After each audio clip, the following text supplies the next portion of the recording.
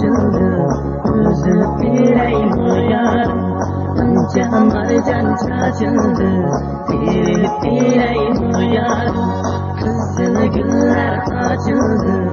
Üzüp yüreğim yarım, anca marcan saçıldı.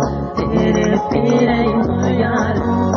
Nakşama katayma, gönlüne atayma.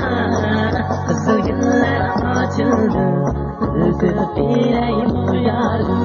Anca marcan saçıldı, dirilip yüreğim yarım.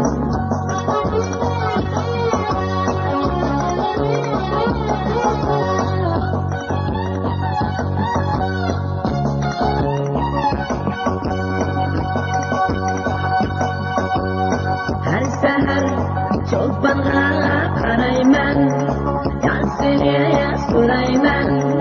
Kuşkaşık şamalleyen, dünyaya kurayman. Kızıl güller açıldı, üzüp yüreğim yarım. Anca marcan saçıldı, dirilip yüreğim yarım.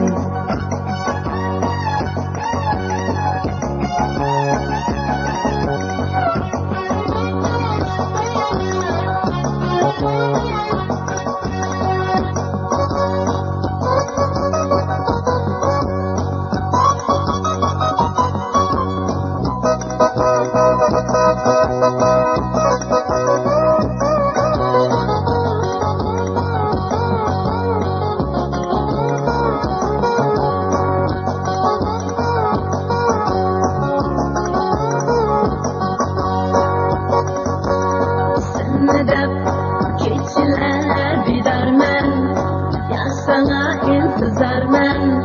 Gelsen yar peşimde, kalbini yer tutayman. Kızıl güller açıldı, üzüp yüreğim yarım. Anca marcan saçıldı, dirilip yüreğim yarım.